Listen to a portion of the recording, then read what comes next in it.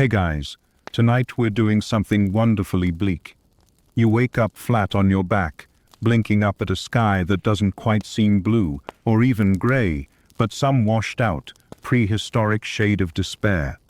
Your breath fogs instantly, curling into the dry, ice-bitten air before vanishing.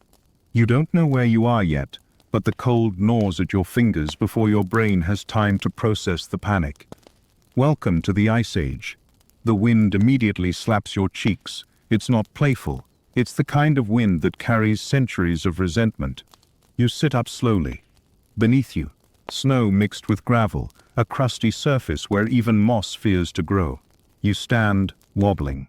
There are no buildings, no trails, no footprints. Just a vast white nothing stretching into eternity. And no, before you ask, there's no cell service, no backpack of snacks, and no well-meaning ranger nearby muttering something about frostbite safety. So, before you get comfortable, take a moment to like the video and subscribe, but only if you genuinely enjoy what I do here. And drop your location and local time in the comments. I'm genuinely curious which of you is hearing this from a warm bed, and which of you is halfway into a snowbank already. Now, dim the lights, maybe turn on a fan for that soft background hum, and let's ease into tonight's journey together. You squint at the horizon. It's all muted blues and whites, like nature's palette ran out of inspiration halfway through painting this place. Somewhere behind you lies what would one day be called Alaska. Somewhere ahead, if you had superhuman endurance and a massive food supply, is Siberia. The Bering Strait separates them in today's world, but 20,000 years ago, the ice had plans. A frigid land bridge now spans the gap, the Beringia corridor. And you're standing right at its edge, lucky you. The Ice Age wasn't some weekend chill. We're talking global temperatures, 6 to 8 Celsius lower than modern averages, with Arctic regions dipping to. That's the kind of cold that laughs at jackets and mocks your thermal underwear. It's so cold, your nose hairs freeze together. Yes, that's a real thing. Go ahead, try to giggle. It'll warm you for half a second. You look down. You're wearing... what exactly? A t-shirt, sweatpants, no gloves, shoes that were never meant for frozen ground. You're not exactly a poster child for Ice Age survival. The people who crossed this land bridge originally, assuming you believe they did, were Paleo-Siberian groups. They didn't have puffer jackets or space blankets, but they had thick fur clothes, communal fire pits, and an uncanny knowledge of where to find food where none seemed to exist. You, in contrast, are about 30 minutes away from realizing your fingers don't bend anymore. You trudge forward. It's that or sit still and become a human ice sculpture, great for an exhibit, less great for survival. Beneath your feet, the terrain crunches, but it's not snow so much as icy gravel and old permafrost. Some geologists think parts of this bridge may have been tundra-like, with grasses and mosses, not just endless ice.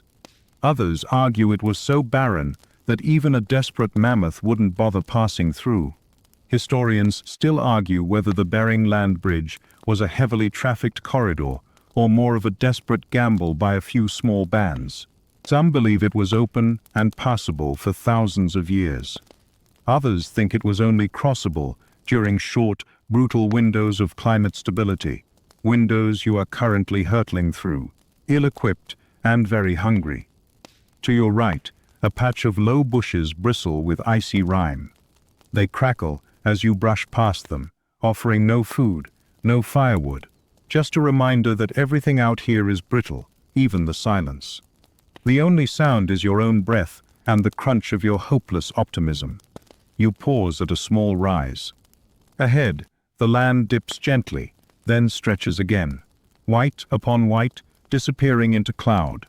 No landmarks, no signs, just your aching legs and a vague sense of doom. You try to smile. The facial muscles freeze, literally. That's joke number 2, by the way. Count 'em, we've got to keep warm somehow. Far off, a black speck moves. You squint. Is it an animal? A person? Your brain wants hope, but your gut says it's probably a snow-covered rock pretending to be interesting. You take another step and the cold bites harder. It doesn't get better. It never gets better. That's the first rule of Ice Age travel. Survival isn't a destination. It's a temporary illusion. Still, you keep going. Because that's what humans do. Even poorly dressed ones. You'd be amazed how far the sheer denial of death can carry you. You shuffle forward, and the wind starts to change, subtly at first, then like it's personally offended by your existence. It screams sideways across the barren plain, slicing through your clothes with all the finesse of a prehistoric scalpel. Every exposed inch of skin begins to ache. Not just cold, but ache. Deep in the bones.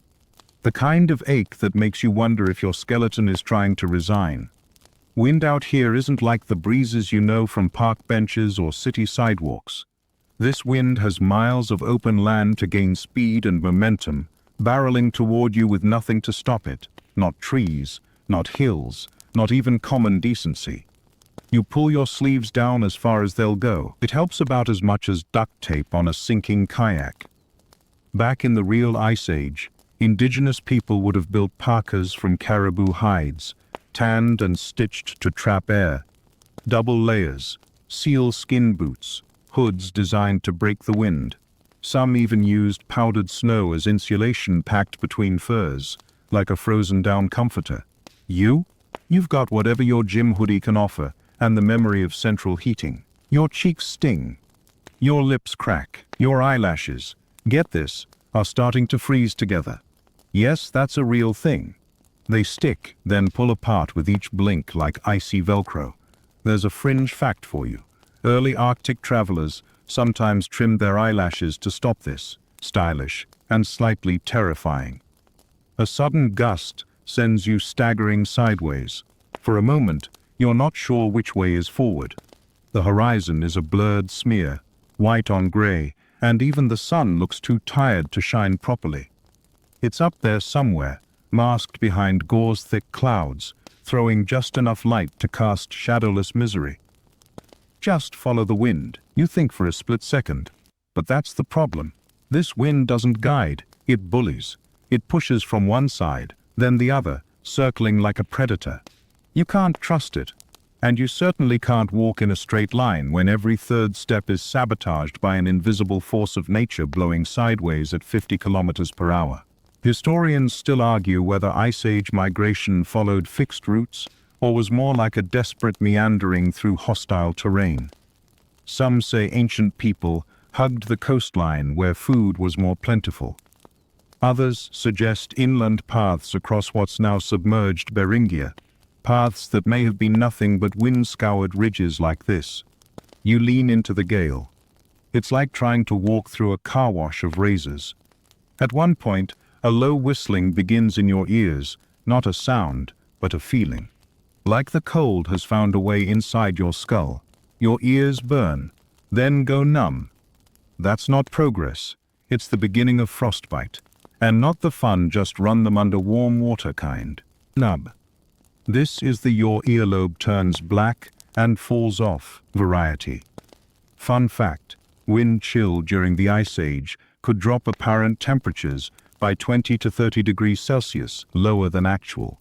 So even if the air reads 25 degrees Celsius, and feels like, is what really matters when your face is begging for mercy.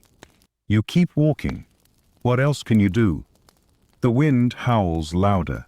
In some ancient Arctic cultures, they describe the wind as alive, as a spirit that could be bargained with or feared. Given how it seems to follow you, tug at you, shove you, you begin to understand why. You're not alone here. The wind knows you're weak, and it wants you gone. Your body starts to rebel. You're breathing hard, but each inhale burns like ice in your chest. Your legs feel heavier. Not from fatigue, not yet, but from your clothing freezing solid. The sweat you built up when you first started moving. It's now tiny sheets of frost layered inside your sleeves and along your back. Your own body heat, betraying you. You try to adjust your gait. The wind shifts again. Another gust knocks you sideways, this time enough to make you stumble. You go down hard, knees to the frozen dirt. You try to laugh. Joke number 3. Mother Nature just gave you a spanking. But the cold doesn't care for jokes. You rise slowly, hands numb, and keep going. Far off, you think you hear something, like a moan or a deep, resonant hum. Is it wind in a valley? Your imagination? Or the land shifting beneath the ice? Some fringe researchers once suggested that massive ice sheets could sing, vibrations through permafrost, creating haunting sub-bass tones.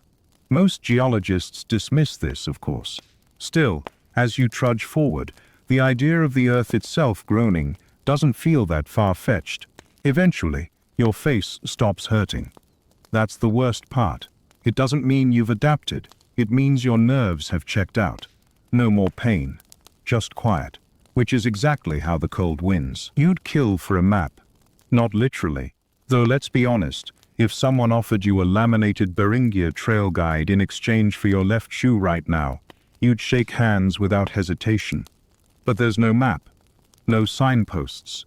No "you are here" markers hovering above the ice.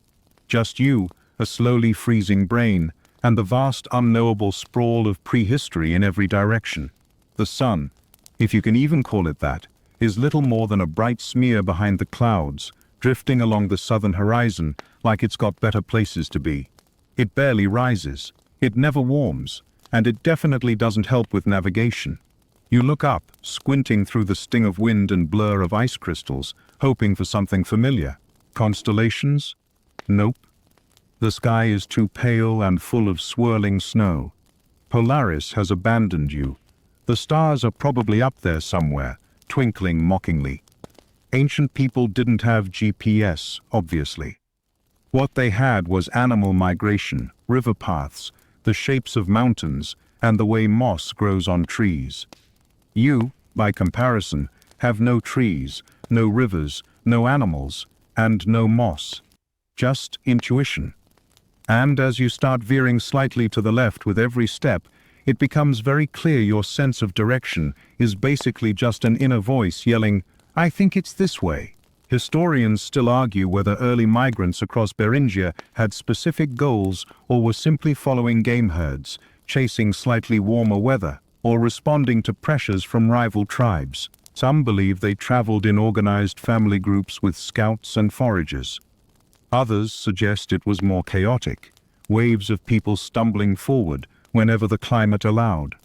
Either way, you're mimicking their experience now, clueless, cold, and in need of a snack. You try to find a landmark, any landmark, but the land refuses to cooperate. Everything is flattened, frozen, and featureless. A slight dip here, a crusted hill there, but mostly just miles of repeating terrain that shifts subtly every time you blink. You might be walking in a circle, or worse, spiraling toward nothing. Let's talk survival for a second. In the absence of direction, the worst thing isn't just getting lost, it's wasting energy. You're burning precious calories with every step, and without food, your body is panicking behind the scenes. It's tightening blood vessels in your extremities. It's tightening blood vessels in your extremities. It's slowing your digestion. It's preserving what little heat remains in your core. And it's whispering, very gently, "Hey, maybe stopping means death." Sitting still in this cold, especially without shelter or gear, means your muscles start to freeze in place, your body temperature plummets, and you become just another ancient mystery in a snowdrift. So you keep walking, letting that little voice in your head pretend it knows where north is. A ridge appears ahead. You scramble up, boots crunching into the hardened snow crust, and look out. Your breath hitches. The horizon is flat. Still. Bleak. But to the far east, there's something. Maybe a stand of stunted brush, or a darker ridge, or just a trick of the light. It's enough. You pick a bearing. You start to follow. Here's a weird tidbit. Some Ice Age travelers might have used the sound of moving herds to orient themselves. Mammoths, reindeer, even bison, all made noise in massive groups. You, unfortunately, are surrounded by the silence of the dead. Even the wind seems to have taken a break, leaving only the sound of your own boots crunching through layers of ice. Joke number 4, because why not? Your phone's compass app is broken because, well, your phone froze and died 2 hours ago. You tried warming it in your armpit. Didn't work. Now it's a sleek, expensive paperweight. There's a strange comfort in repetition. Step, crunch, breath. Step, crunch, breath. Your mind starts to drift. You think of weird things, like how your favorite childhood cartoon never explained how animals wore pants, or how prehistoric people probably never worried about taxes. You start to giggle, then choke, then cough, then sigh. These are not healthy thoughts. This is cold-induced brain fog. Studies on early explorers and Arctic travelers show that once body temperature drops enough, your decision-making tanks. You stop recognizing hazards. You take risks. You turn into the worst version of yourself, confident, wrong, and freezing. Somewhere behind you, a gust of wind stirs again, lifting tiny spirals of snow into the air. You look back and see your footprints, shallow, uneven, veering subtly. They fade fast. In less than 10 minutes, they'll be gone. No trail, no return. A low rumble shakes the ground beneath you. You freeze, not from cold, this time from fear. Is it an avalanche? An ice shelf cracking? You hold your breath. Nothing. Silence again. It was probably just permafrost shifting, or your own stomach grumbling. But it felt deep, ancient, like the land itself groaning in protest. You look ahead again. That dark smudge on the horizon hasn't gotten any closer. You start to wonder if it's a mirage. You blink. It's still there. But so is the snow. So is the cold. So is the silence. And so, with no better options, you walk. You reach the edge of a slope, and suddenly the ground changes. It looks the same, snowy, flat, featureless, but it feels different. Harder beneath your feet. Less crunch, more thud. You stomp a boot, and the vibration tells you what your eyes won't. You're no longer walking on land. You're walking on ice. Deep, ancient, unforgiving ice. This is the Bering land bridge proper, though bridge is generous. There's no arch, no railing, no helpful trolls with riddles. Just a broad, windswept plain of compacted glacial ice and frozen permafrost stretching from one continent to another. Roughly 1,000 miles from where you started to where you're hoping to end up. And that's like walking from Chicago to New York. Only you're barefoot in a blizzard, and every step tries to kill you. The most recent glacial maximum, around 20,000 years ago, locked up so much of Earth's water in massive ice sheets that sea levels dropped by over 100 meters. That drop revealed Beringia, a once submerged landmass connecting Asia and North America.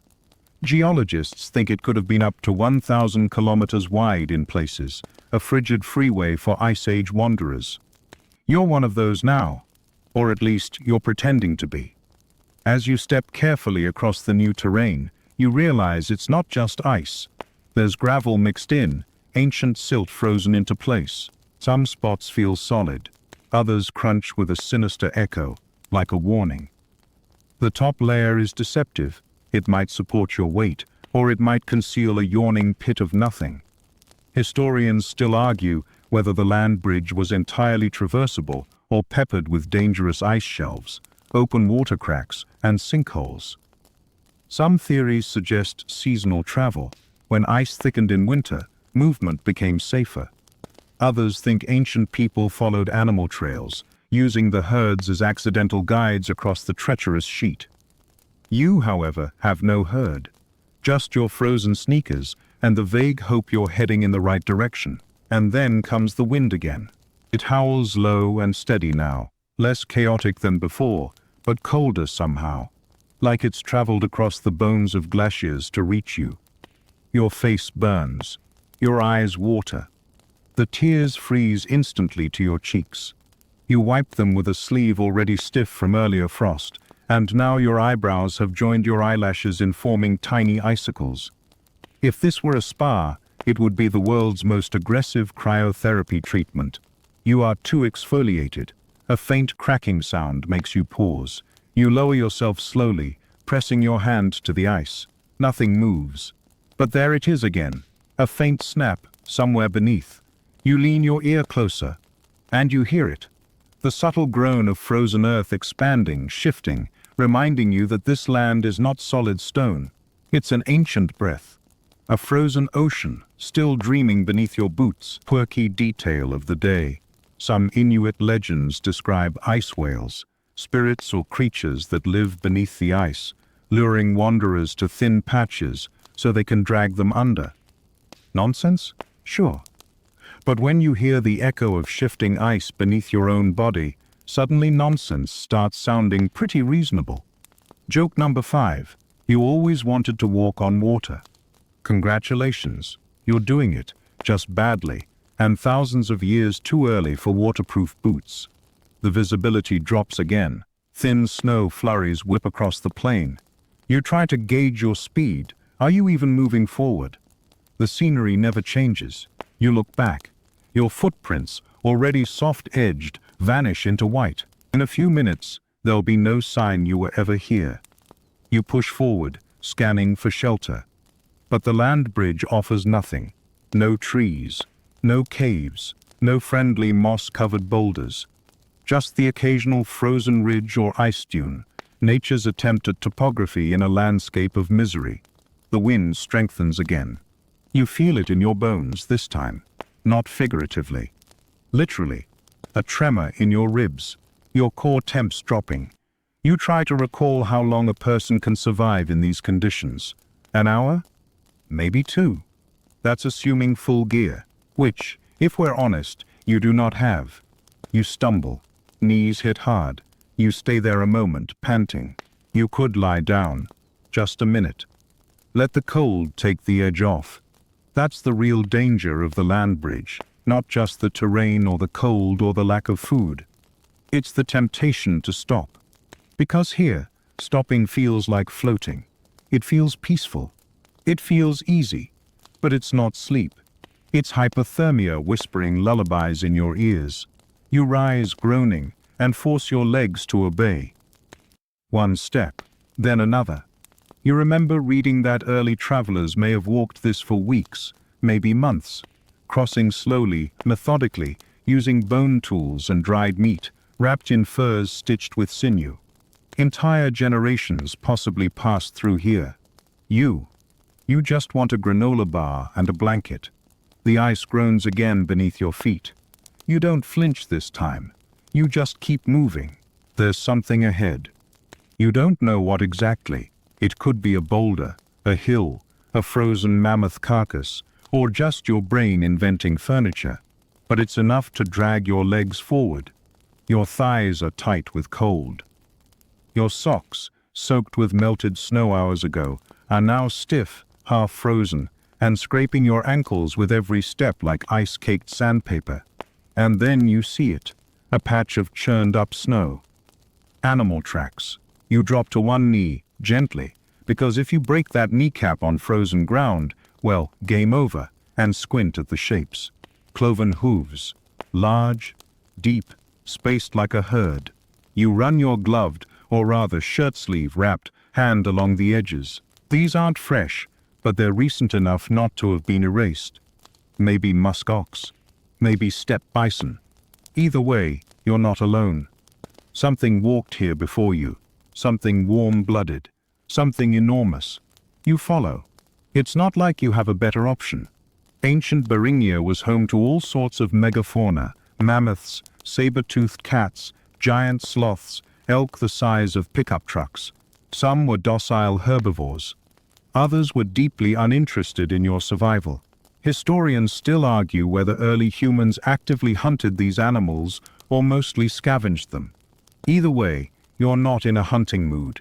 You're in a please let me follow this thing until I die slightly less horribly mood. As you move forward, the trail winds slightly, dips into a shallow gully. You slip once on packed snow and nearly faceplant into a fossilized turd. It's an oddly majestic moment. Not everyone gets to see ancient dung up close. It's long and twisted, with frost crusted into every wrinkle. Some fringe paleontologists say you can identify megafauna species by the pattern of plant fibers in their droppings. You, however, are not a fringe paleontologist. You're a desperate popsicle of a human trying not to cry because tears will freeze your eyelids shut again. Joke number 6. You once laughed at your dog for licking frozen fire hydrants. Who's laughing now? You crest a small rise and finally see something you recognize. Not a settlement, not a person, not a lifeline, but bones. Huge, curved ribs jutting from the ground like shipwrecked timbers, half buried in snow. A mammoth, probably. Long dead. Picked clean. You approach with caution. The ribs are weathered gray, bleached by cold and time. No meat left, not even sinew. But this carcass might have once fed a family, or an entire band, or wolves, possibly all of the above. You sit beside it, carefully. Let your legs stretch. Close your eyes, but only for a second. You can't afford to rest long. Still, it's shelter of a sort. The rib cage catches the wind, offering a bit of respite. For a moment, you let your imagination wander. What would it have felt like to walk beside one of these creatures, not after it? Historians believe mammoths were social and intelligent. They may have mourned their dead. There's evidence, depending who you ask, that humans respected them deeply. Some cultures even carved their likeness into ivory charms or painted them onto cave walls with ochre and charcoal. Others saw them as food and building materials, necessity over sentiment. But you see this pile of bones and think, please, let there be something edible nearby. You scavenge.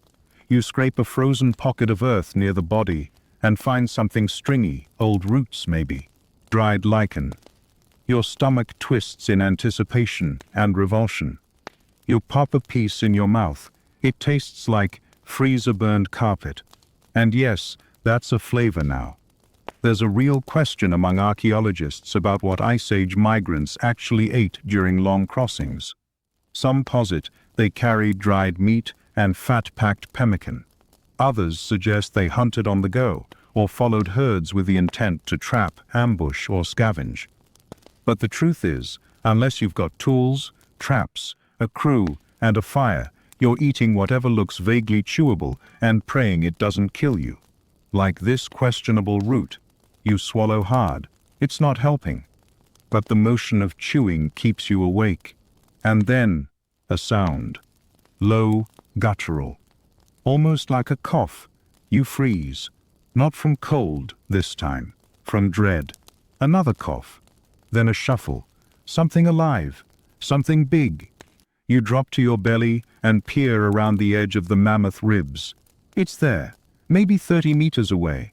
A massive musk ox, shaggy and steaming in the cold hooves, stomping at the snow. It hasn't seen you yet. Your breath catches, it snorts, turns, and slowly starts walking away, disappearing into the gray. You lie there for a long time, listening to your heartbeat. That thing could have fed you for a month. But you've got no spear, no trap, no strength. The animal walks on. A vision of warmth wrapped in fur and calories you can't reach. Eventually, you rise and follow the direction it came from, hoping, desperately, that it was heading away from something you can still use. A trail, a fire pit, a carcass with meat. But you know better. You're not part of this ecosystem. You're a visitor, a doomed one. The cold stops feeling like weather. It becomes something else, an identity. You're not just cold in the Ice Age, you are the cold. It wraps around your ribs, crawls down your spine, fills your lungs like wet ash. The air hurts in a dull, tired way now. Not sharp, not stabbing, just heavy. Like you've been breathing sadness. You're still walking. You don't remember deciding to. Your feet keep moving because the alternative is surrender. And you know what surrender looks like out here. A stiff body curled into the snow, limbs folded in on themselves like a broken bird. You've seen enough Ice Age documentaries to picture it. Somewhere in the middle of your haze, You realize your fingers are gone, not physically. They're still attached, probably. But you can't feel them anymore. You wiggle them, or at least try. The signals aren't going through. It's like dialing a number that doesn't exist. You jam your hands under your arms and keep going, rocking slightly as you walk. Not for comfort, just friction. You're not trying to warm up anymore. You're just trying not to stop. Let's talk temperature. Right now it's maybe 35. They built low shelters out of snow and bone. Dug pits lined with animal hides. Shared body heat in huddled masses, like prehistoric bunk beds. Some even smeared their skin with rendered fat to block the wind. And what have you done? Worn polyester socks and hoped for a miracle. Historians still argue whether ancient people thrived out here or simply endured. Some point to rich archaeological sites with fire rings, tools, jewelry. Others think those were the exceptions, fleeting flashes of luck in a long chain of miserable trial and error. You lean against a rise in the land, panting. Not from exertion, just the act of staying upright. Every breath you take is colder than the last. Your teeth hurt. Your gums ache. There's a rawness in your chest, like your lungs have been scrubbed with sandpaper. A cough stirs at the base of your throat, but it's dry and hollow. Nothing comes out, and then it hits you. You haven't drunk water since this began. You look around at all the snow, so much snow, but none of it looks real. It's not fluffy, powdered stuff from modern ski slopes. This is old snow, crusty, dry, the kind that squeaks when you step on it. It doesn't melt in your hand, it just evaporates in cold air or fuses with your skin. You crouch, scoop a handful into your mouth. Bad idea. The shock is immediate, like swallowing dry ice. Your throat closes, you gag. The cold inside you suddenly outweighs the cold outside. You bend over, clutching your stomach, eyes watering. And again, those tears freeze before they can fall. Eating snow isn't hydrating. It cools your core temperature further and wastes energy, melting it internally. Real survivalists melt it with fire first, if they have fire. You don't. So you spit it out, mouth still stinging, tongue burning from cold. And you move on. Joke number 7. You used to complain about your tap water being too cold. Look at you now, sipping glacial sediment smoothies like it's fine dining. Time stops working the way it used to. The sky doesn't change. There's no clock, no ticking, no sunset, just a slow dimming. The sun is slouching toward the edge of the world, and with it, the temperature is about to take another dive. You start to hallucinate. Not the fun kind. No pink elephants or ice-skating mammoths. Just flickers. Shapes in the corner of your eye. A shadow that might be a tree but vanishes when you blink. A flicker of fire that turns out to be your own hope crumpling like paper. One time you think you see a person, a hunched shape, trudging through the snow. You wave. It doesn't wave back. You blink, and it's gone.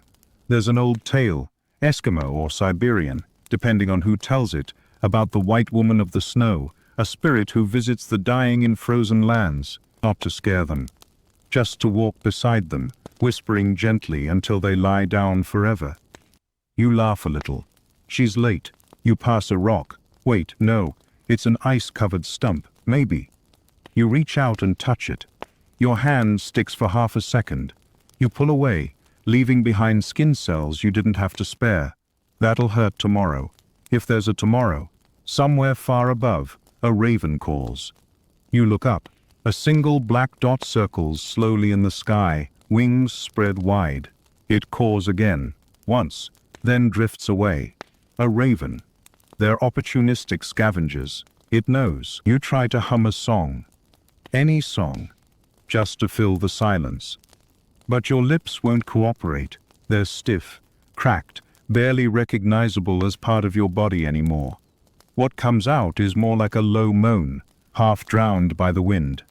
That wind again. Always circling. Always reminding you. You don't belong here. Your stomach growls. It's not cute. It's not polite. It sounds like an animal. Something deep and desperate and angry. Hunger isn't new. But this is different. This is the kind of hollow that turns you inward. You start thinking about food in the weirdest ways. Not taste, not pleasure. Just substance, texture, warmth, weight.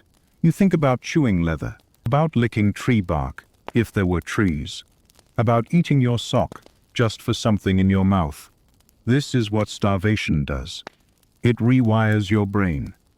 Early humans likely carried dried meat, animal fat, maybe stored berries frozen in hide pouches.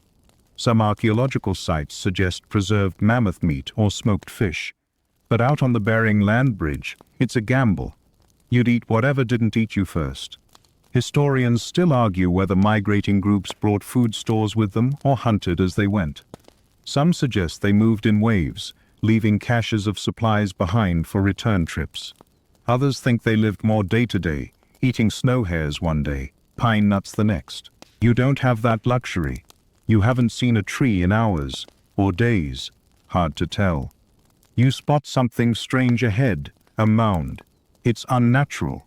Not a snowdrift, not a hill. You approach carefully, heart doing weird stutters now, like it's forgotten the rhythm. The mound is smooth, round, and slightly glossy.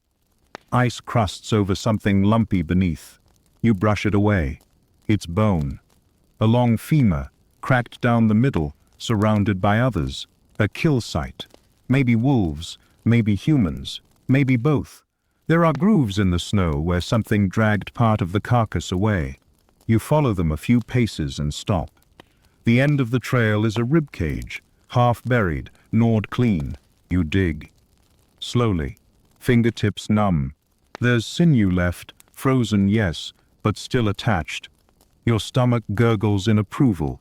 You gag a little just looking at it. Then pull a strip loose and bite. It's like chewing a rubber band dipped in freezer burn. But you chew, because this is survival. And, hilariously, this is your dinner now. Joke number 8. Remember that time you went vegan for a week? Yeah, your stomach doesn't either. There's a sound behind you. Not wind, not your own breath. A low growl. You freeze, instinctively this time. Turn slowly. Wolves. 3 of them, barely visible in the swirling snow, moving low and quiet like smoke across the ice. Their eyes don't glow. They're not supernatural. They're real. They're lean, shaggy, and silent. Watching. You stand, the bone still in your hand. It's not a weapon. It's barely a tool. They know that. But they're not rushing. They're calculating. Predators rarely waste energy on uncertain prey. They prefer weakness. Limping. Stillness. Sleep. Right now, you're borderline acceptable. But if you fall, if you lie down, if you stop, that's when they'll move. You turn slowly. Keep walking. Every step is deliberate. You don't look back, but you feel them watching, following, not hunting yet, just waiting.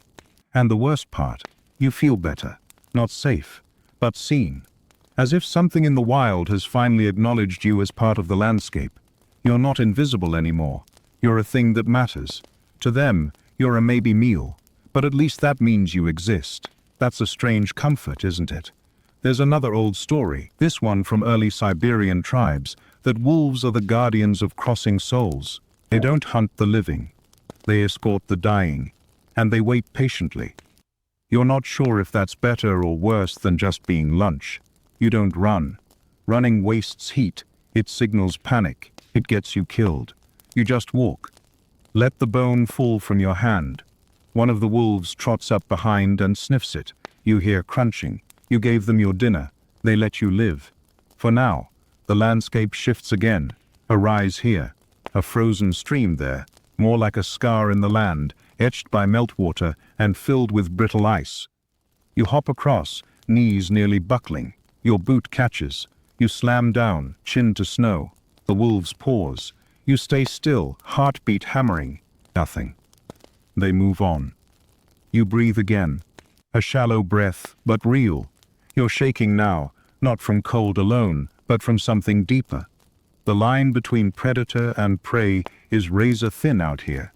And you've been walking it all day. Or has it been longer? Time has dissolved. Your sense of hours, minutes, Days gone. There's only motion now, and cold, and the faint, distant whisper of paws behind you. Night doesn't fall out here so much as descend. Fast. Heavy. Like someone poured ink over the sky. You don't notice it at first. There's no dramatic sunset, no shift in bird calls, no golden hour lighting to warn you. One moment, you're squinting into the wind trying to see farther. The next, you can barely see your hands. And the cold. It sharpens. Everything that felt cold before now feels cruel. Your fingers are useless stubs. Your knees ache with every step. The air in your lungs feels like it's turning to needles. You exhale steam so thick it clouds your vision, like your body's trying to build a fog wall for privacy. You need shelter, desperately, but the land offers nothing. Not even one sad little tree stump to cry behind. Just endless folds of wind-pummeled snow and the occasional jagged stone poking out of the crust like the vertebra of some buried giant. There's no moon, no stars, just a vague silver haze where the sky and earth blur together, as if the whole world has given up on contrast. You hunch down behind a shallow drift. It's not shelter, but it's something, a break from the wind at least. You start clawing at the snow with stiff, clumsy hands. Dig. Dig. Shiver. Repeat. You're trying to make a body hollow, a depression, something to curl into. Ancient humans did this, carved pits in the snow, lined them with fur, lay down inside like frozen beans in a meat-scented burrito. It wasn't comfortable, but it helped. You have no fur, no fire, no anything. Just your own body heat, now fading like a dying flashlight. Historians still argue whether Ice Age nomads built proper shelters on the land bridge or relied solely on mobility and endurance. Some believe they carried collapsible hide tents. Others say they slept in snow pits like this one, curled together in shared body warmth. You, tragically, are solo. You curl into your makeshift hollow and press your arms against your chest. It's the fetal position now, instinct, not choice. Your thighs twitch. Your feet feel like stones. You can't tell if they're still attached. And then it hits you. This is it. This is the part where people die. Not with a bang, not with screaming or panic or last words, but quietly, slowly, thought by thought. The wind keeps whispering over the lip of your drift. You stare into the dark and start to imagine things. Not hallucinations, yet, just thoughts that feel warmer than the cold. You think about your bed, your pillow, running water, the smell of toast. You think about toast a lot, actually. Joke number 9. Death by toast deprivation isn't listed on any official causes of death, but right now, you're confident it should be. Your eyes flutter shut. That's dangerous. You know this. Hypothermia plays dirty. It doesn't feel like dying. It feels like napping. It lures you in with numbness, wraps you in silence, tells you to rest, just for a bit. You'll feel better in the morning, it says. You fight it.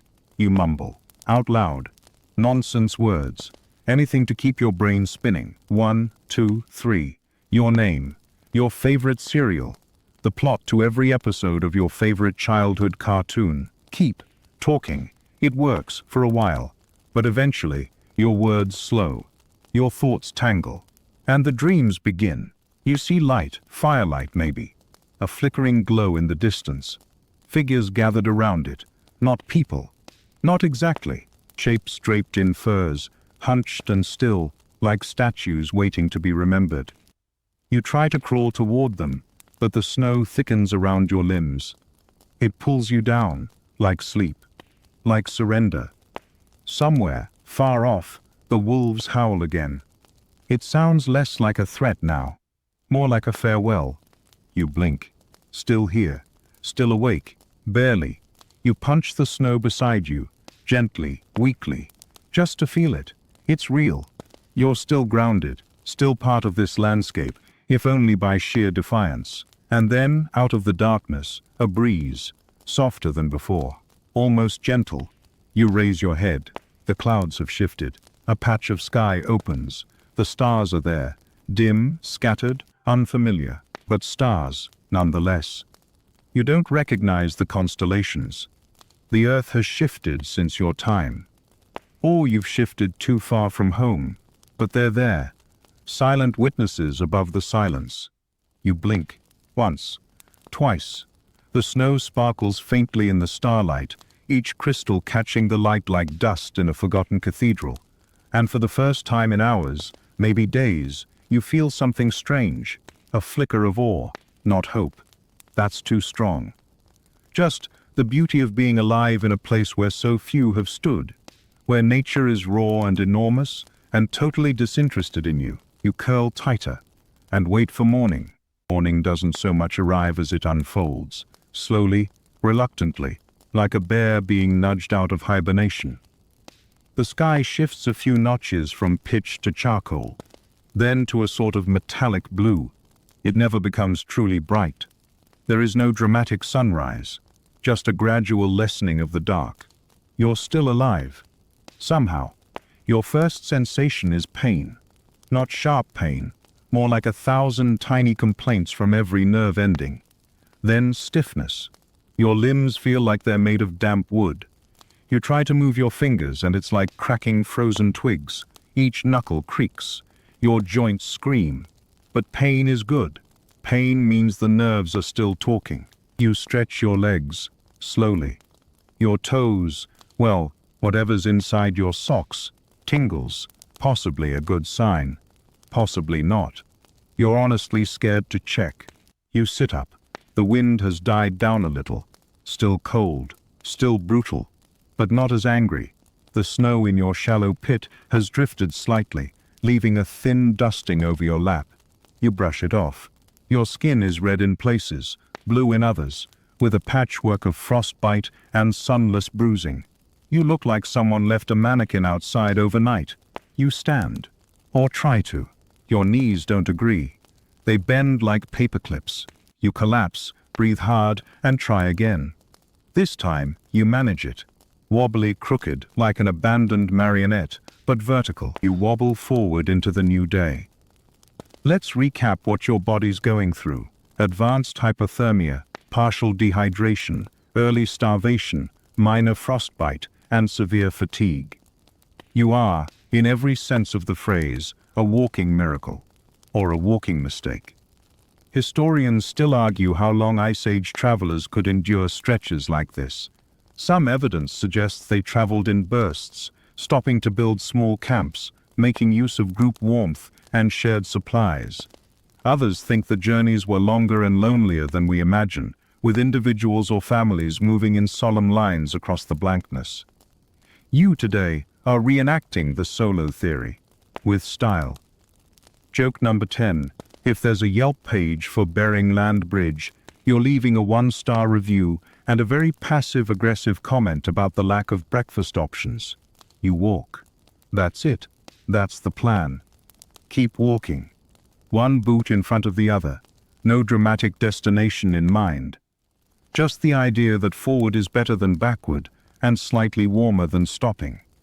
The land rises again, a gentle swell. You crest it and finally see something different.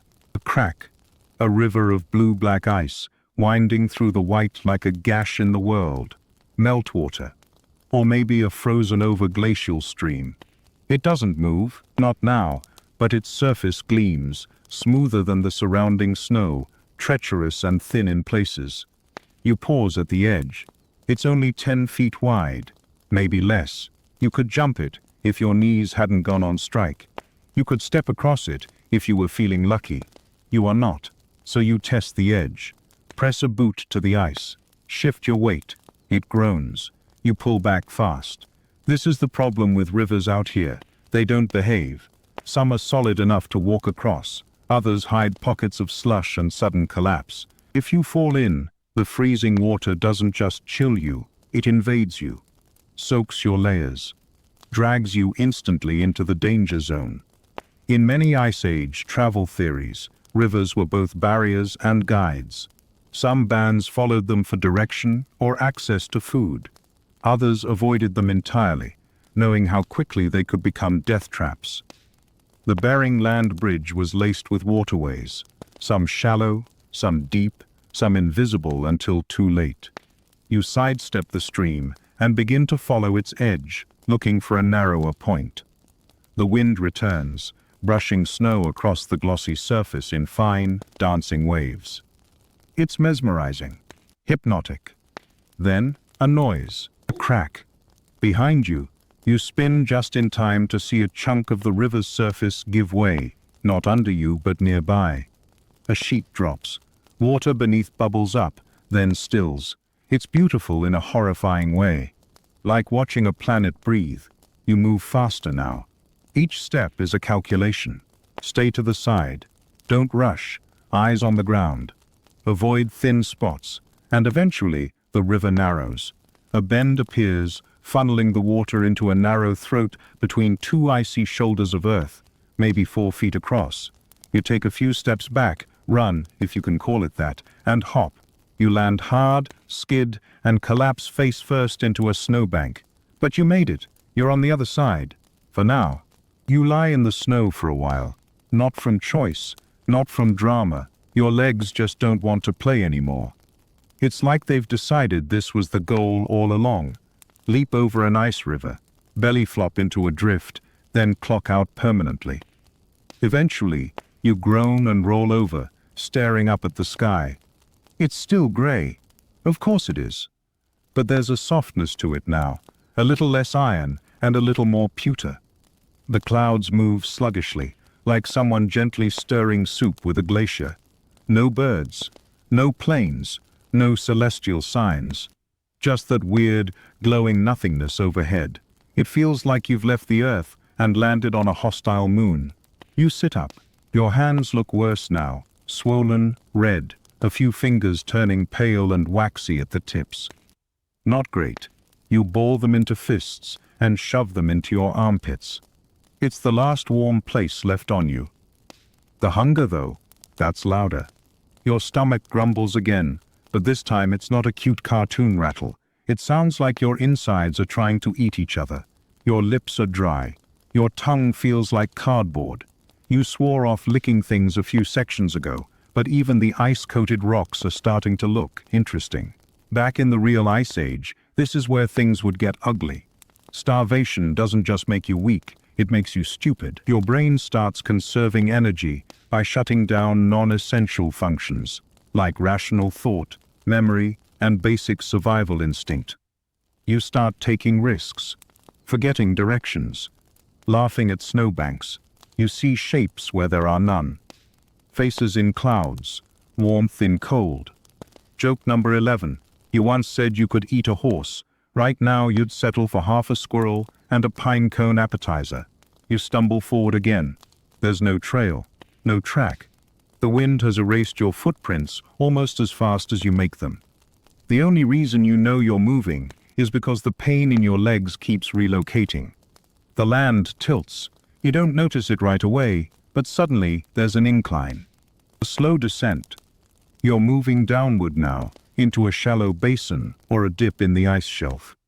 The ground underfoot begins to feel strange, softer. Not soft like a bed, soft like uncertainty. The crunch of snow turns into a squeak, then into slush. You pause, and then the ground groans. Oh no! You leap back instinctively, more of a hop really, and the patch in front of you collapses. Snow, slush, and compacted ice give way to reveal a hollow below. Not deep, maybe a meter or two, but it's enough to swallow your leg, or your whole torso, if you're unlucky. Sinkholes. That's what you're dealing with now. Historians still debate the structure of the Bering land bridge, whether it was solid all the way through or riddled with seasonal traps like this. Some theories suggest that during spring thaws or warmer centuries, hidden sinkholes and permafrost collapses made large sections impassable. Others believe early humans had the instinct to read the land, to know by feel and pressure where the earth was lying. You don't have that instinct. You have a half-frozen foot and a very vocal sense of panic. You skirt the edge of the depression, moving more carefully now. Each step is a slow test. Press, wait, shift. Your knees wobble. Your teeth chatter. Your fingers are long past cooperative, just jellyfish at the ends of your sleeves. And still, you move. Because again, what's the alternative? You crest another ridge and get a strange feeling. Not warmth, not hope, but texture. The snow here is different. Wind sculpted into ribs and waves. You realize this might be the edge of an old glacial field, one that's slowly eroding, revealing what's underneath. And what's underneath is mud. Frozen mud, yes, but still, a surface, traction, possibly even a path. You drop to your knees, brush aside the snow, and feel the firm crust beneath. This is permafrost, not the most reliable real estate, but better than the crunchy nightmare you just crossed, and it's holding. You rise again and begin to follow it. For the first time in what feels like days, you're not panicking with every step. You're still starving, still freezing, still vaguely aware that your eyebrows have icicles. But you're moving. You're on something solid. You feel like a person again. That illusion lasts for about 15 minutes. Then the wind returns. This time it comes from the east, fast and low, whipping across the land like it's got gossip to spread. It carries dry snow in thin, biting waves, scouring the exposed skin on your cheeks. You wrap your arms around your face, lean forward, and push into it like you're walking into a sandblaster. Joke number 12. This is the worst facial you've ever had. The blizzard builds fast. Not a full whiteout, yet, but close. The horizon disappears. The permafrost path vanishes under a new layer of flakes. You can't tell where you are anymore. North? South? Yesterday? Tuesday? The cold settles in again behind your eyes, beneath your ribs. It's like gravity is turning up. Every step is harder than the one before, and the land offers no mercy. Just more wind, more white. You walk because that's the only thing you know. Because forward might be death, but backward is definitely death. Because somehow, somewhere, there must be something else ahead. Right? You walk without knowing why. Forward is meaningless now. Left and right are just abstract ideas. Up is wind, down is snow. The only direction that seems to make sense is don't stop. Your body's on autopilot. A meat machine with a glitchy compass. Every joint creaks. Your back is curved forward, like you've aged 50 years in an hour. Your breath comes in short bursts, the air too dry and cold to take in deeply. The moisture from your last few exhales has frozen into tiny crystals on your upper lip and lashes. You look like a frosted donut, a very sad, slightly wheezing donut. But you keep going, and then, just when you're ready to collapse again, the snow crunches differently beneath your feet, softer, hollow. You stop instantly, not because you're smart, you're long past smart, but because your legs instinctively lock. It's a sound you haven't heard in hours. Not a collapse like earlier, not an ice snap, but something deeper, slushier, almost wet. You crouch and brush away the snow. What's revealed beneath isn't ice. It's water, dark, barely frozen, a shallow meltwater pool. Congratulations, you've reached one of the many Ice Age hazards geologists still debate. Glacial melt ponds, sometimes harmless, sometimes not. Some just linger harmlessly on the surface of permafrost. Others punch through and become death traps, freezing cold and deceptively deep. Historians still argue how Ice Age travelers dealt with these. Some propose they avoided travel during transitional months when permafrost weakened. Others believe they used crude sleds or primitive snowshoes to distribute weight over the top. Either way, they probably didn't stumble across them half-conscious, hallucinating about cereal. You circle the pool carefully. The snow here is patchy and wet, and your boots sink slightly with each step. You try to hurry, but one foot slips, plunging ankle-deep into slush. The cold hits you like an electric shock. You scream, an ugly horse sound, and yank your foot free. The boot comes with it, but barely. You collapse backward, panting, soaking wet from the knee down. And that's very, very bad. Water conducts heat 25 times faster than air. A soaked boot in this temperature is basically an ice block strapped to your leg. The frostbite clock? Now it's running double time. You strip off the sock, wring it out, and try to rub your foot, but your fingers are too numb. You press the foot under your jacket, against your stomach. Every instinct tells you, preserve the toes. Don't let them go. Joke 13. If you make it out of here with at least 7 toes, you're calling it a win. You limp forward now. There's no real walking left in you. Your gait is uneven. Your back bent. Your head down. Just one frozen pilgrim, dragging a half-dead limb across an ancient land. And then, off in the distance, a sound. Not wind, not wolves, something softer, rhythmic. Like movement. You stop and squint. Nothing but white. Then it happens again. A shape, low and moving. You blink once, twice. It's a reindeer. Real, living, breathing. A huge one, with thick brown fur and wide antlers dusted in frost. It walks carefully across the snow, stopping to nibble something invisible beneath a patch of ice. You drop to your knees, not to pray, just from sheer awe. It doesn't see you, or if it does, it doesn't care. It just continues its slow, dignified walk across the tundra. You stare. It's hard to explain why this matters so much, but in this endless nothingness, after so many hours of silence and snow and pain, this animal is alive, and that means the world is still working. The ecosystem is still moving. You're not alone in some frozen purgatory. You're part of something ancient and real. Your stomach growls again. You don't chase it. You couldn't, even if you tried. But you follow it, slowly, hoping it leads you towards something better. A migration path, droppings, shelter, anything. Ancient peoples often relied on herd behavior to guide their movements. Reindeer, bison, mammoths, if they walked in a direction, it usually meant food, water, or a break in the terrain ahead. Some scholars suggest early migrants even timed their crossings with herd movements, shadowing the animals across dangerous terrain. You limp in its tracks now.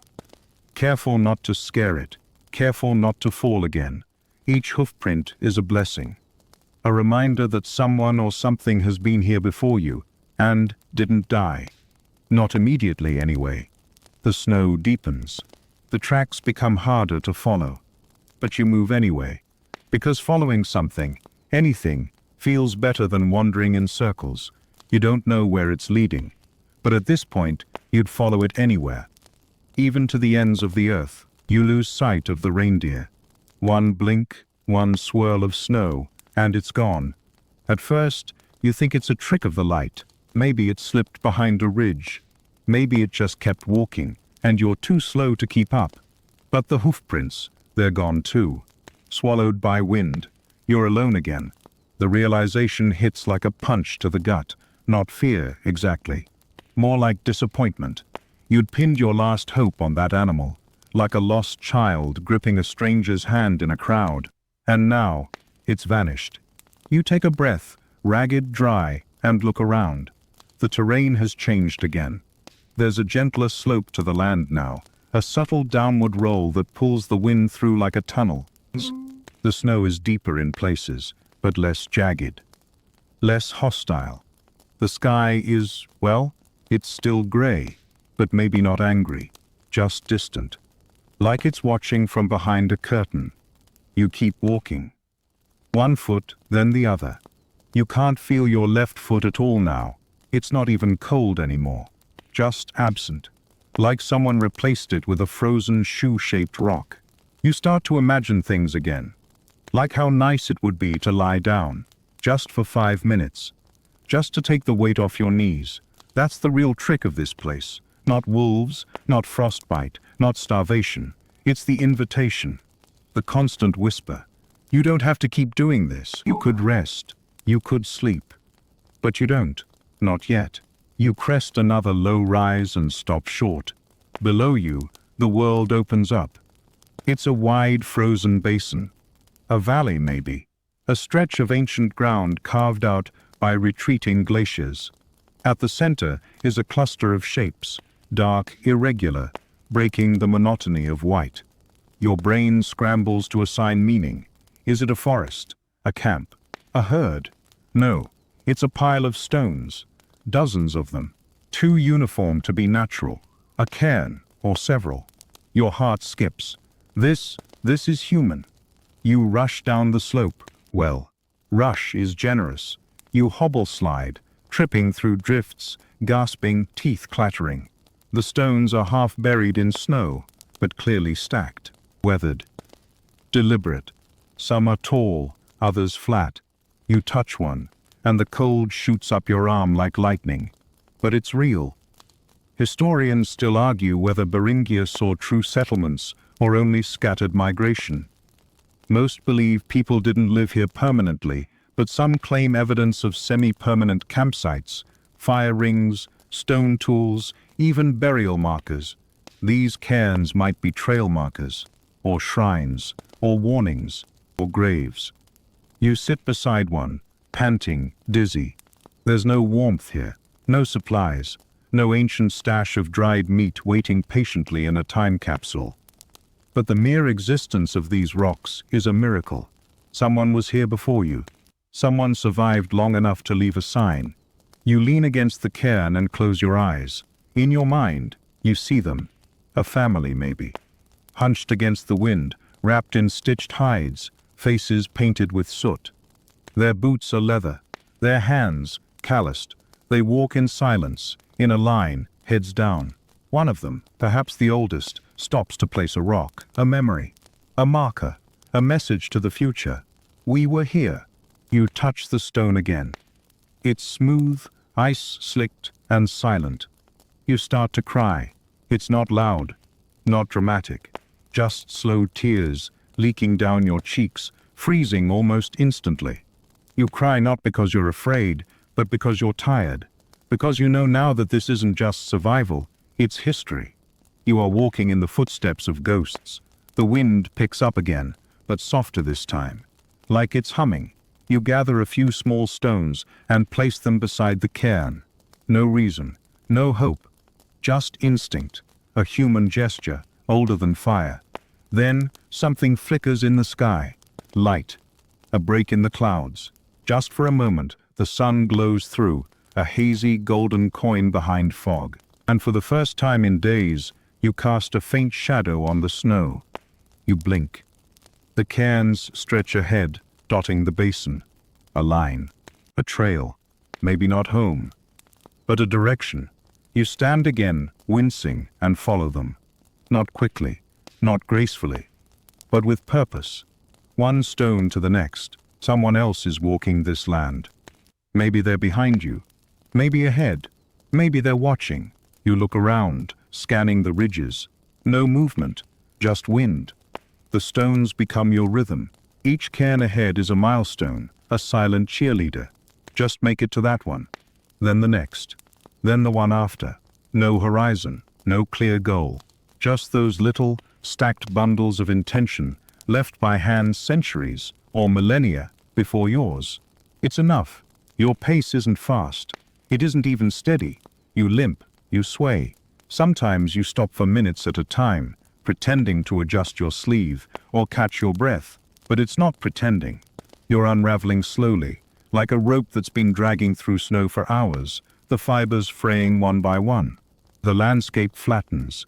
The trail of cairns dips slightly through a narrow channel of snow-packed earth. You follow it down into what feels like a ravine. The walls around you rise a little, sculpted by centuries of wind and meltwater. The snow here is deeper, undisturbed. The silence is heavier. And then you feel it, a rumble beneath your feet. It's not dramatic, not like a movie earthquake, more like a subtle shift in the soles of your boots, a faint vibration, almost like breathing. You freeze. Then another crack, this time a sound.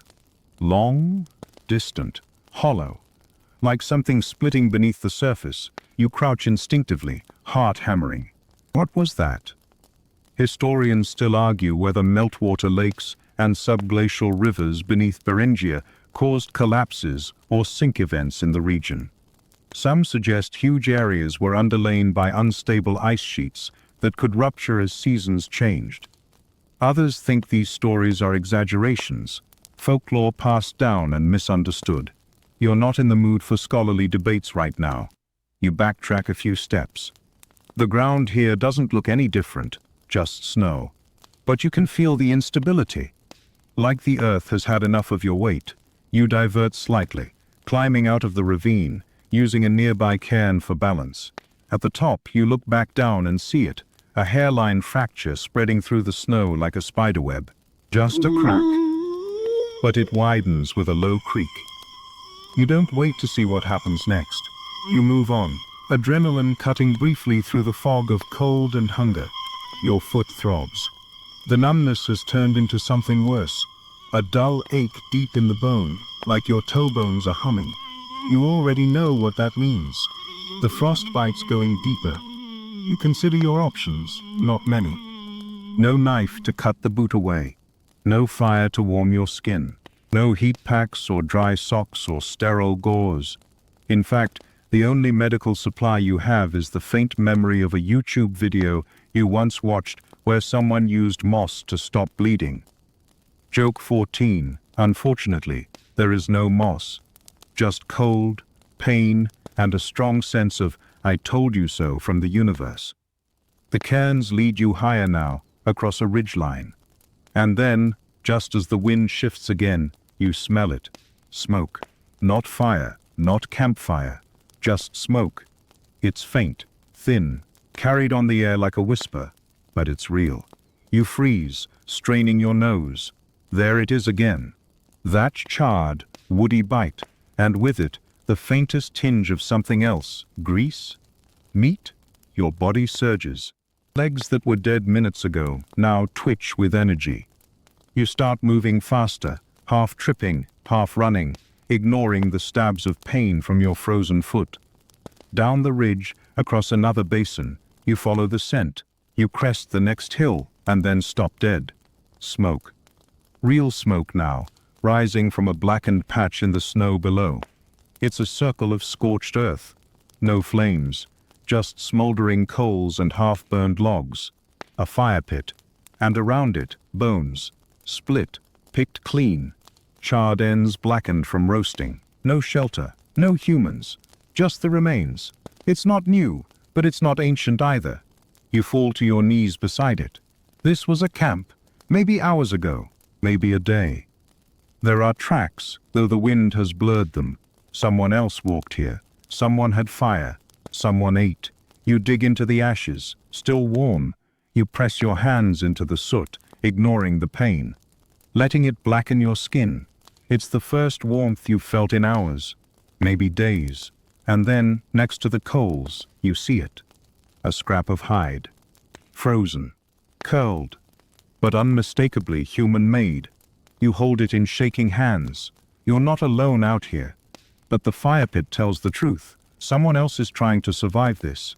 Just like you. You sit by the fire pit longer than you probably should. There's no heat left. Not really. Just phantom warmth in the earth. Like the land itself remembers comfort better than you do. The blackened bones around you whisper stories you can't hear. The air smells faintly of smoke, grease, and ash. It's haunting, and oddly encouraging. You're not the only fool out here. Someone else lit this fire, ate this meat, stacked those stones, which means someone else knew how to survive, at least for a while. You clutch that thought like a lifeline. But the wind has other plans. It gusts again, stronger this time, knocking snow sideways and slicing across your exposed face like a paper fan lined with needles. You squint into the blur, eyes watering. The tear freezes mid-blink. Enough resting. You rise, joints creaking like shipwood. A few coals crumble beneath your boots. They hiss against the packed snow. There's no fuel left to reignite the fire. No shelter. Whoever was here took everything but the memory. Or maybe they left everything, because they didn't need it anymore. You hope it's the first. You pick a direction. Not because you know where you're going, but because standing still in this place is the same as volunteering for an ice sculpture contest you won't win. You walk east, or what you think is east. The wind's changed again. The cairns have disappeared behind a drift. All you have now is instinct, and a vague sensation that the sky is starting to brighten. You hope it's not just your eyes giving up. The snow beneath your feet feels more compact now. Hardened, you're not slogging through drifts so much as skating along the top layer of the world. Occasionally you slip, arms pinwheeling. Each fall gets harder to recover from. Your foot, yes, that foot, is now somewhere between numb and petrified. It's ceased to register as part of your body, more like a frozen chicken strapped to your ankle. You don't dare remove the boot. If it's bad, you don't want to see. If it's worse, you really don't want to see. Historians still debate how Ice Age travelers dealt with frostbite. Some say they wrapped limbs in animal fat and leather. Others believe people accepted loss of digits as part of the journey. The weak fell behind. The strong limped on. Survival was communal, but also brutal. The land didn't care about fairness. You stumble. Hard this time. Your good knee slams into a hidden stone beneath the snow. You grunt, try to rise. Can't. You collapse sideways into a low depression near a drift. For a moment you lie still, panting. And then you hear something. A sound. Not wind, not wolves, not fire, but movement. Crunch, crunch. Snow. Under feet. Your heart stutters. You lift your head slowly, craning toward the sound. It's faint, far, but unmistakable. Rhythmic. Two-legged. Heavier than a deer, lighter than a mammoth. Not an animal you know. You whisper. Hello? Nothing. You wait. Crunch, crunch. Closer now. You rise onto one elbow, eyes wide. And then, a figure. Barely visible through the haze. Shape in the snow. Hooded. Tall. Wrapped in fur. Moving slowly, carefully. They pause, head tilted, as if sniffing the wind. You sit up fully, mouth open, trying to shout, but your voice cracks. Nothing comes out. The figure doesn't approach, just stands, watching. It could be a hallucination, a trick of exhaustion, your brain, conjuring shapes to keep itself entertained. But the snow reacts around the feet. The figure casts a shadow. The wind curves around it. You raise a hand. Wave. They raise theirs. Your breath catches. Not an illusion, not a ghost. Real. The figure turns, then points to the northeast. A slow, deliberate motion. A single outstretched arm. Then they walk away. You scream, not in fear, in desperation. Wait. No reply. The snow swirls. The figure vanishes behind a crest. You lurch to your feet, body screaming in protest. You stumble after them. You crest the hill and see tracks, footprints, human, deep, wide, unmistakable. They curve through the snow, leading into the haze. Your chest tightens. Every instinct tells you to follow, to move. Joke 15. You once thought you'd be the kind of person who died dramatically, yelling final words into the wind. Now you're just grateful to be chasing footprints in the snow like a desperate cartoon character. You follow. Not quickly, not with grace, but with everything you have left, because for the first time since this began, you have proof. You are not alone. You follow the tracks. Each one is a miracle. Sharp edges, compacted snow, the faint imprint of fur-wrapped soles pressing down into the earth like stamps from another world. They wind through the snowfield, disappearing and reappearing with every gust of wind. Sometimes they vanish entirely for 10 or 20 steps, only to return when you think you've lost them for good, like they're testing you, asking, how badly do you want to live? You want it badly. You push forward, arms hugging your torso, leaning into the pain in your ribs and the ache in your frozen foot. Every breath burns now. Your lungs feel tight, not from exertion but from the endless inhaling of dry, frigid air. Your face is chapped raw. Your lips split with each exhale. But you don't stop. The wind picks up again, but this time from behind, as if it's urging you on. The sky, impossibly, brightens. Not sun. Not yet. But there's a softness to the light that makes the snow reflect blue instead of gray. A change. A shift. The footprints lead up a low ridge. You follow, muscles trembling. You crest it, and everything stops. Below you, smoke. Real smoke, curling from a fire pit still burning. A circle of stones, a few racks holding stretched hides, and beyond that, shapes. Another is bent over a sled. A child sits nearby, huddled under a blanket, staring into the embers. Your brain can't make sense of it. For a second you think, am I dead? Is this a hallucination?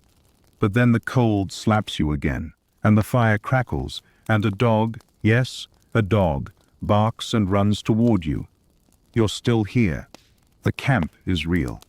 You take a step forward and almost collapse. Someone turns, sees you. A tall figure with high cheekbones and a fur-wrapped face. They move quickly across the snow and catch you as you fall. Their arms are strong, warm, real. They don't speak your language, whatever language you thought you were thinking in, but their eyes say everything. You're not a threat. You're not prey. You're a survivor. They guide you to the fire. You sink down, shaking uncontrollably now, as the heat touches your skin for the first time in forever. The sensation is awful. Needles under your nails, pins stabbing your thighs, your body rebelling against its own revival. But the fire is patient. You're handed something warm, a pouch, or a skin, with liquid inside, broth, or water, or both. You drink greedily, nearly choking. It runs down your chin, and you don't care. You want more. You want everything. Around the fire, they begin tending to you, carefully. Your boot is removed. You cry out. They stop, then continue gently. They wrap your foot in something soft and pungent, fat, maybe, mixed with herbs. A poultice. A survival trick older than history. One of them wraps a hide around your shoulders and places a hand on your chest, right over your heart. You realize they're checking if it's still beating strong enough to save. It is. Barely. They feed you something solid, chewy, greasy, strange. It tastes like heaven. Like life. Like fat and meat and a will to survive pressed into a bite. Historians still debate whether Ice Age bands helped strangers. But in moments like this, it hardly matters. The ones who did. You're sitting with their descendants now. You lean forward toward the fire, shaking, steaming, alive. The sun, finally, crests the edge of the world. A faint orange hue bleeds across the horizon. One of the children sits beside you and offers you something, a carved piece of bone, etched with tiny figures. It's a talisman, a symbol of survival. You grip it tightly, and you realize you've made it. You've crossed the Bering Strait. Not all the way, not yet, but far enough to be remembered, to matter, to join the story of those who tried and those who made it. You sit in the warmth, drifting slowly, watching the smoke rise. Now just breathe. Let the air settle. Let your muscles relax, your jaw unclench, your shoulders soften. You're not trudging through ice anymore. You're not staring into blizzards or listening for wolves. You're safe now, wrapped in warmth, in firelight, in the hush of early morning. The wind outside your shelter still howls, but it doesn't reach you. Not really.